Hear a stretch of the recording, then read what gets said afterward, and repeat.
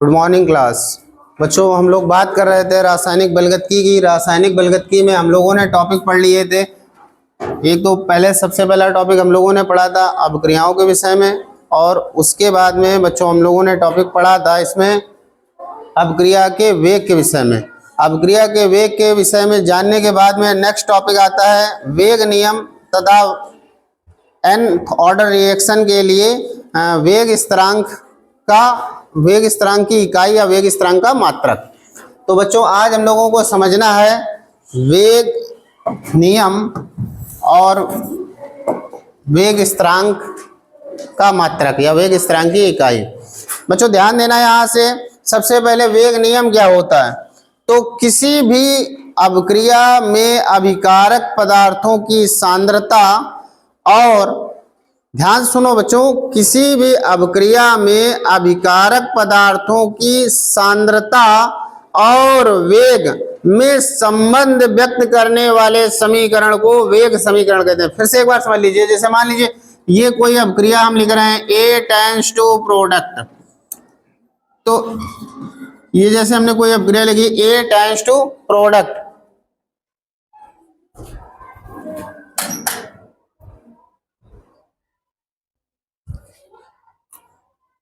A tends to product, जैसे ही हमने कोई अभिक्रिया लिखी। अब इसमें हम वेग, इसका जो वेग होगा, इस अभिक्रिया का जो वेग होगा वो डायरेक्टली प्रोपोर्शनल होगा अभिकारक की सांद्रता के, अभिकारक की सांद्रता के, अभिकारक की सांद्रता के डायरेक्टली प्रोपोर्शनल होता है। किसी भी अभिक्रिया का वेग अभिकारक पदार्थों की सांद्रता के समानुपाती होता है, और इस समीकरण को हम लोग वेग समीकरण कहते हैं। बच्चों इसको हम लिखेंगे वेग बराबर K इंटू कंसंट्रेशन ऑफ, अभिकारक यहाँ पर क्या है A, और मान लीजिए nth ऑर्डर रिएक्शन है, मान लीजिए कौन सा है ये n कोटि की अभिक्रिया है, तो जिस कोटि की अभिक्रिया होती है वही पावर आ जाती है। इस समीकरण को हम लोग वेग समीकरण कहते हैं। ध्यान से सुनिए बेटा, ध्यान से। जब भी कोई अभिक्रिया होती है तो अभिक्रिया अगर हो रही तो वो किसी ना किसी कोटि की होती है। जब भी कोई अभिक्रिया कराते हैं तो वो अभिक्रिया किसी ना किसी कोटि की होती है। जैसे मान लीजिए ये वाली अभिक्रिया आपकी थी n कोटि की अभिक्रिया थी, तो किसी भी अभिक्रिया का जो वेग होता है वह अभिकारक पदार्थ की सांद्रता के समानुपाती होता है, और इनके बीच में जो भी समीकरण होता है, जो इनके बीच में संबंध स्थापित करता है, जिस समीकरण से अभिक्रिया के वेग और अभिकारक की सांद्रता में संबंध स्थापित होता है, उस समीकरण को हम लोग वेग समीकरण कहते हैं। क्या कहते हैं? वेग समीकरण कहते हैं। तो किसी भी अभिक्रिया के वेग और अभिकारक पदार्थों की सांद्रता में संबंध व्यक्त करने वाले समीकरण को वेग समीकरण कहते हैं। किसी अभिक्रिया के वेग और अभिकारक पदार्थों की सांद्रता में संबंध व्यक्त करने वाले समीकरण को हम लोग क्या कहते हैं? वेग समीकरण कहते हैं। इतना समझ में आ गया। इसके बाद में बच्चों में इसी चैप्टर के नेक्स्ट टॉपिक में चलना आएंगे। ये तो आपका था वेग समीकरण या वेग नियम, या वेग नियम। बच्चों इस नियम को वेग नियम कहते हैं। अब वेग समीकरण या वेग नियम टॉपिक कंप्लीट करने के बाद में अगला हमारा टॉपिक आता है वेग स्थिरांक। कौन सा आता है? वेग स्थिरांक। तो चलिए अगला नेक्स्ट टॉपिक हम लोग समझते हैं वेग स्थिरांक। बच्चों ध्यान देना, वीडियो में ध्यान से बने रहिए तो चीजें आपको समझ में आएंगी। अब बच्चों आपको समझना है n कोटि की अभिक्रिया, n कोटि की अभिक्रिया, n कोटि की अभिक्रिया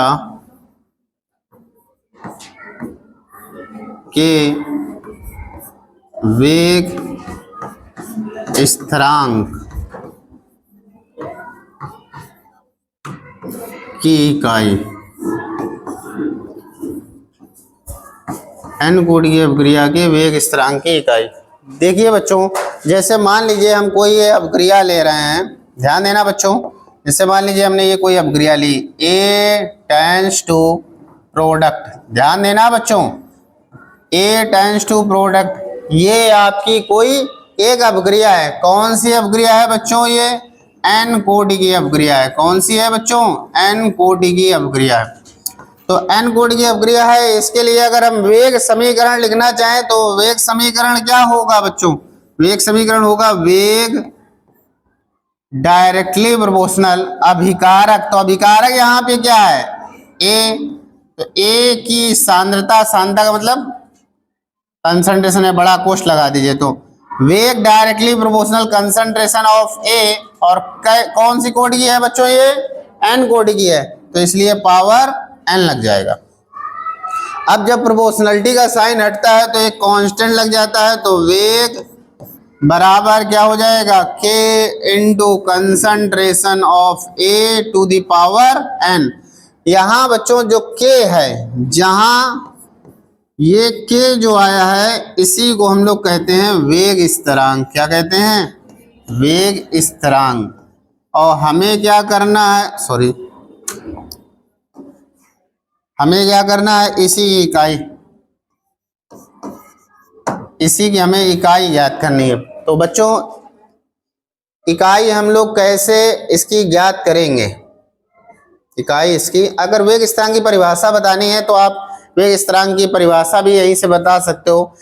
अगर अभिकारक का सांद्रण कितना ले लिया जाए बच्चों? एकांक। ध्यान से समझो, वेग स्थिरांक की अगर आपको परिभाषा बतानी है, परिभाषा लिखने के लिए आ जाए तो कैसे लिखेंगे? इसी से लिख लेंगे बच्चों। अगर हम मान लीजिए अभिकारक का सांद्रण एकांक ले लें, तो एकांक सांद्रण वाले अभिक्रिया का जो भी वेग होता है वह उसके वेग स्थिरांक के बराबर होता है।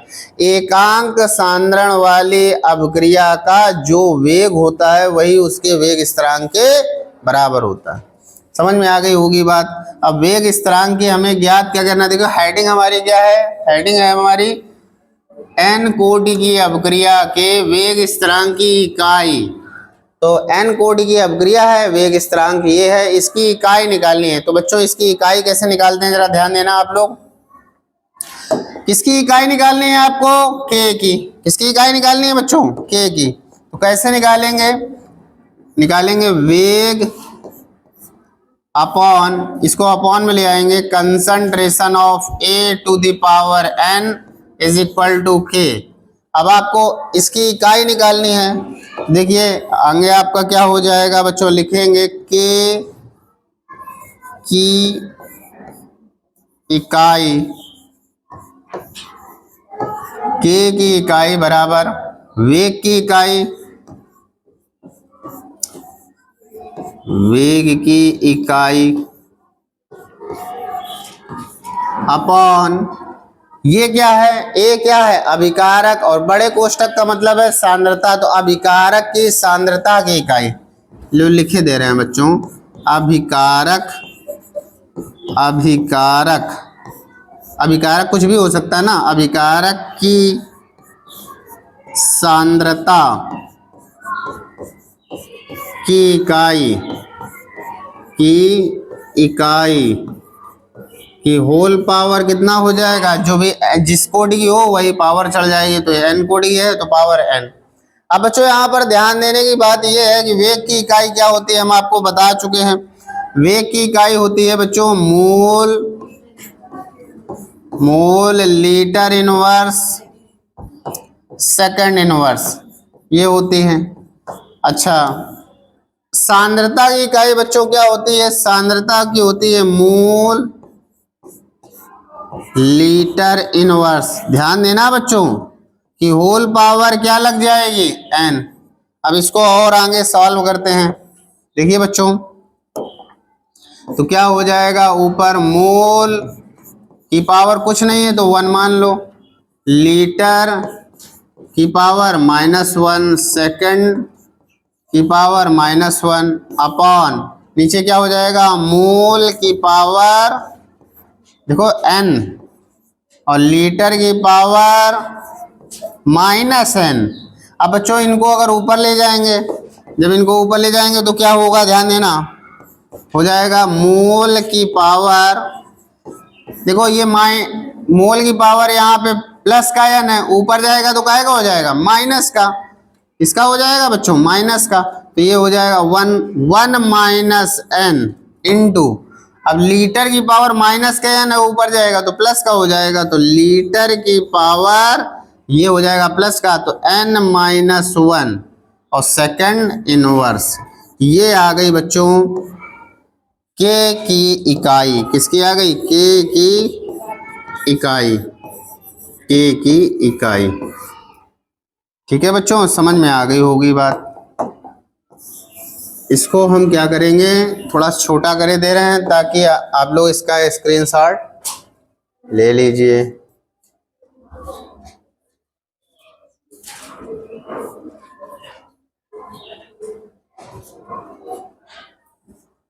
स्क्रीनशॉट ले लीजिए इसका।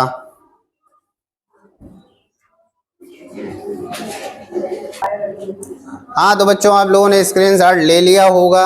इसके बाद में बच्चों हम लोग अब बात करेंगे, देखिए वेग स्थिरांक क्या होता है वो आपको हमने समझा दिया। वेग स्थिरांक की इकाई किस प्रकार से निकालते हैं nth ऑर्डर के लिए वो भी आपको बता दिया।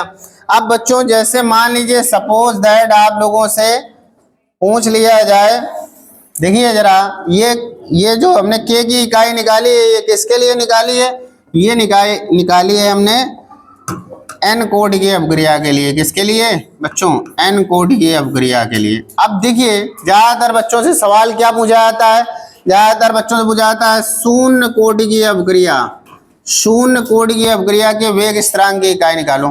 तो अगर अपक्रिया शून्य कोटि की है उसके लिए वेग स्थिरांक की इकाई ज्ञात करना है तो आप इसी से निकाल सकते हो, कुछ नहीं करना है, जहां पर n लिखा है वहां पर आपको शून्य रख देना है, बस हो जाएगा। तो ये हो जाएगा बच्चों मोल की पावर 1 माइनस 0, ध्यान देना, लीटर की पावर 0 माइनस 1 और सेकंड इनवर्स, ध्यान दो बच्चों इधर एक में 0 जाएगा कोई मतलब नहीं बन रहा है तो ये मोल लिख देंगे।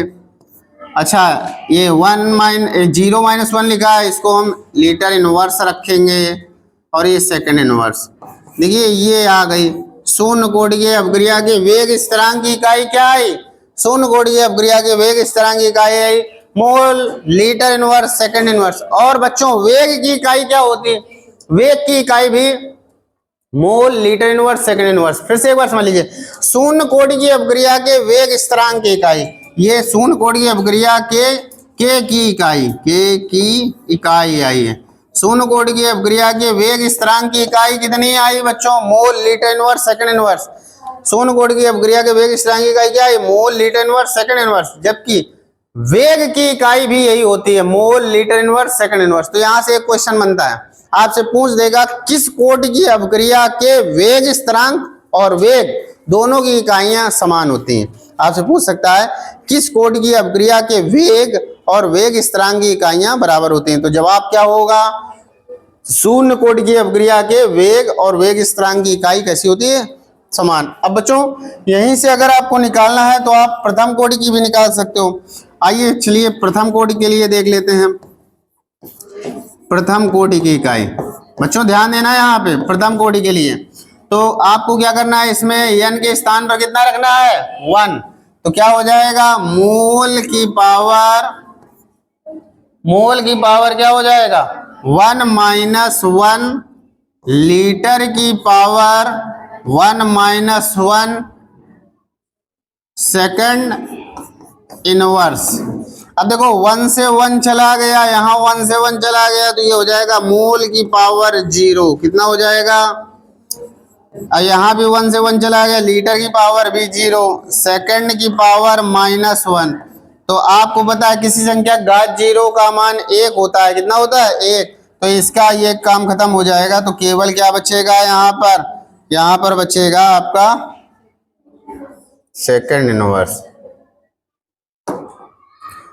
केवल क्या आ जाएगा सेकंड इनवर्स। तो बच्चों अगर आपसे पूछा जाए प्रथम कोटि की अपक्रिया के लिए वेग स्थिरांक की इकाई क्या होती है, तो प्रथम कोटि की अपक्रिया के वेग स्थिरांक की इकाई होती है सेकंड इनवर्स। क्या होती है तो यहाँ तक उम्मीद करते हैं कि यहाँ तक क्लियर हो गया होगा। अगर ना क्लियर हुआ हो तो पुनः वीडियो को आप वॉच कर लीजिए। अब देखिए, इसके बाद में बच्चों हम लोग बात करने जा रहे हैं वेग स्थिरांक को प्रभावित करने वाले कारक। वेग स्थिरांक को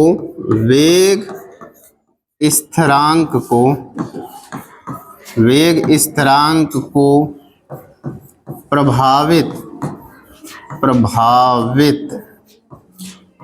करने वाले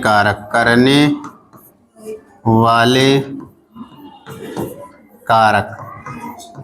बच्चों, पिछले वीडियो में आप लोगों ने पढ़ा था वेग को प्रभावित करने वाले कारक, किसी अपक्रिया के वेग को प्रभावित करने वाले कारक। तो किसी भी अपक्रिया के वेग को प्रभावित करने वाले कारकों पर हमने चर्चा की थी। किसी भी अपक्रिया के वेग को प्रभावित करने वाले कारक 4 पढ़ाए थे।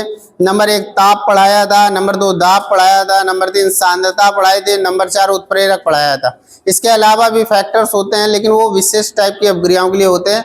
और कॉमनली ये जो आपको 4 पढ़ाए हैं, ये ज़्यादातर अधिकांश अपक्रियाओं में ये चारों फैक्टर्स काम करते हैं। तो वो तो हमने पढ़ा था वेग को प्रभावित करने वाले कारक। अब बच्चों हम लोगों को वेग को नहीं, वेग स्थिरांक को प्रभावित करने वाले कारक। देखिए, इसमें पहले से ही जुड़ा है स्थिरांक, और जिसके आगे स्थिरांक जुड़ जाता है मतलब चीज़ों में परिवर्तन होना बहुत ही कम है, क्योंकि स्थिरांक का मतलब होता है फिक्स क्वांटिटी। अब उसमें भी परिवर्तन करने के लिए अगर हम प्रयास करेंगे तो परिवर्तन बहुत ना के बराबर होता है। आपको बता दें, वेग स्थिरांक को प्रभावित करने का कारक ये है ताप। किसी भी अपक्रिया का अगर हम बच्चों क्या करेंगे, किसी भी अपक्रिया का ताप कम ज्यादा करते हैं, किसी भी अपक्रिया का ताप कम ज्यादा करने पर उसका वेग तो प्रभावित होता ही है, वेग के साथ साथ वेग स्थिरांक भी प्रभावित होता है। यानी किसी भी अपक्रिया का टेम्परेचर कम ज्यादा करने पर वेग तथा वेग स्थिरांक दोनों ही प्रभावित होते हैं। तो बच्चों, ताप कितना कम करने पर वेग स्थिरांक कितना कम हो जाएगा, इसको ज्ञात करने के लिए आर्हेनियस ने एक समीकरण प्रतिपादित किया था, जिस समीकरण के अध्ययन से हमें यह पता चल जाता है कि ताप को मैंने कितना कम या कितना ज्यादा किया है, ताप को कम या ज्यादा करने पर वेग स्थिरांक पर कितना प्रभाव पड़ेगा।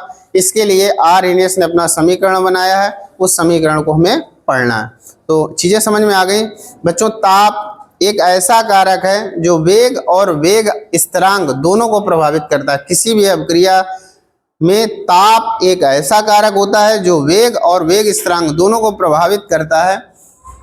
अब किसी अपक्रिया का ताप बढ़ाने पर वेग स्थिरांक में कितना प्रभाव पड़ेगा, ये ज्ञात करने के लिए हमें क्या पढ़ना पड़ेगा, आर्हेनियस समीकरण। तो आर्हेनियस समीकरण पढ़ने से पहले एक छोटी सी हेडिंग और हम जान लेते हैं, फिर आर्हेनियस समीकरण पढ़ेंगे। बच्चों, एक हेडिंग और हमें जाननी है, कौन सी, ताप गुणांक। ताप गुणांक ध्यान से समझो बच्चों, चीजें सब समझ में आएंगी, ऐसी कोई चीज नहीं जो समझ में ना आए। लेकिन अगर हम लोग अपना ध्यान हटा देंगे तो फिर कुछ नहीं समझ में आएगा। तो वीडियो में बने रहिए, वीडियो को ध्यान से देखते रहिए, चीजें समझ में आती जाएंगी। बच्चों, ताप गुणांक या तापीय गुणांक, ये क्या होता है, ताप गुणांक या तापीय गुणांक। जरा ध्यान देना, जैसे मान लीजिए ये हम कोई अपक्रिया करा रहे हैं। बच्चों ध्यान देना, ये हम कोई अपक्रिया करा रहे हैं। तो बच्चों, अपक्रिया जब भी कराते हैं तो किसी ना किसी टेम्परेचर पर होती है। अरे हम कह रहे हैं हम कमरे में करा रहे हैं, अपने रूम में करा रहे हैं, लैब में करा रहे हैं, तो जो लैब का टेम्परेचर होगा वही अपक्रिया का टेम्परेचर होगा। तो जब भी कोई अपक्रिया कराते हैं तो किसी ना किसी टेम्परेचर पर कराते हैं। मान लीजिए ये अपक्रिया हमने कराई 25 डिग्री सेंटीग्रेड पर। कितने पर कराई बच्चों, 25 डिग्री सेंटीग्रेड पर मान लीजिए अपक्रिया हो रही। तो 25 डिग्री सेंटीग्रेड पर जब ये अपक्रिया होगी तो इसका कुछ ना कुछ वेग स्थिरांक आएगा कि नहीं आएगा। भाई 25 डिग्री सेंटीग्रेड पर अपक्रिया हो रही है ना, तो जब हो रही है तो उसका वेग स्थिरांक आएगा। भाई अपक्रिया होगी तो वेग और वेग स्थिरांक दोनों होंगे। कोई भी अपक्रिया कराएंगे तो उसका वेग भी होगा और वेग स्थिरांक भी होगा। तो 25 डिग्री सेंटीग्रेड पर कराई है, इसलिए इसका वेग स्थिरांक कुछ ना कुछ आएगा। अब इसके बाद में आपको क्या करना है, जितने टेम्परेचर पर अपक्रिया करा रहे थे उससे 10 डिग्री सेंटीग्रेड आगे बढ़ जाना। मतलब जितने भी टेम्परेचर पर आप अपक्रिया करा रहे थे उससे 10 डिग्री सेंटीग्रेड आगे बढ़ जाना। जैसे हम कितने पे करा रहे हैं, 25 पे, तो 10 डिग्री सेंटीग्रेड आगे बढ़ गए। तो 10 डिग्री सेंटीग्रेड आगे बढ़ने पर टेम्परेचर हो गया हमारा 35। कितना हो गया, 35। अगर मान लीजिए अपक्रिया हम 50 पर करा रहे हैं तो 10 डिग्री सेंटीग्रेड और बढ़ाना है तो कितने पे हो जाएगी 60 पर। अगर हम मान लीजिए 150 पे करा रहे हैं तो 10 ज्यादा हो जाएगा, 160 पर कराकर हम क्या करेंगे, दोबारा से वेग स्थिरांक निकालेंगे। इसका क्या करेंगे, दोबारा से वेग स्थिरांक निकालेंगे और इनके वेग स्थिरांकों का ही अनुपात क्या कहलाता है, ताप गुणांक। मतलब 10 डिग्री सेंटीग्रेड तापों के अंतर के वेग स्थिरांकों के अनुपात को क्या कहते हैं, ताप गुणांक कहते हैं। जैसे मान लीजिए कि पहले अपक्रिया, अब ये चीज समझ में आ गई होगी, दोबारा से देखिए जरा। जैसे मान लीजिए ये अपक्रिया हमने कितने पे कराई, टी टेम्परेचर पर कराई, तो इसका वेग स्थिरांक क्या होगा, केटी होगा। अब मान लीजिए हम जितने पर करा रहे थे उससे कितना ज्यादा कराना है, 10 डिग्री सेंटीग्रेड, तो 10 डिग्री सेंटीग्रेड पर कराएंगे तो इसका वेग स्थिरांक आ जाएगा KT+10 और इनका जो भी अनुपात होगा उसी को हम लोग क्या कहेंगे, ताप गुणांक या तापीय गुणांक कहेंगे। क्या कहेंगे, ताप गुणांक या तापीय गुणांक कहेंगे। तो यहां से आप क्या लिखोगे, KT+10 डिवाइडेड बाई KT, मतलब जो टेम्परेचर ज्यादा है उसका जो वेग स्थिरांक निकालेंगे उसको ऊपर रखेंगे और कम वाले का नीचे रखेंगे। इनका जो भी अनुपात आएगा उसे हम क्या कहेंगे बच्चों, ताप गुणांक या तापीय गुणांक। इसका मान बच्चों, इसका मान 2 से 3 के बीच में रहता है। कितने से, 2 से 3 के बीच में रहता है। कितने से, 2 से 3 के बीच में रहता है। इसका जब भी हम मान निकालेंगे तो कितना होगा, 2 से 3 के बीच में रहता है। तो उम्मीद करते हैं ताप गुणांक या तापीय गुणांक आपको समझ में आ गया होगा। अब बच्चों आर्हेनियस समीकरण की बात की जाए तो आर्हेनियस समीकरण थोड़ी सी लंबी क्लास है, उसके लिए हम नया वीडियो बनाएंगे। तब तक इस वीडियो को वॉच कीजिए। Thanks for watching my video. Video अच्छा लगा हो तो वीडियो को लाइक कीजिए, चैनल को सब्सक्राइब कीजिए, दोस्तों के साथ शेयर कीजिए।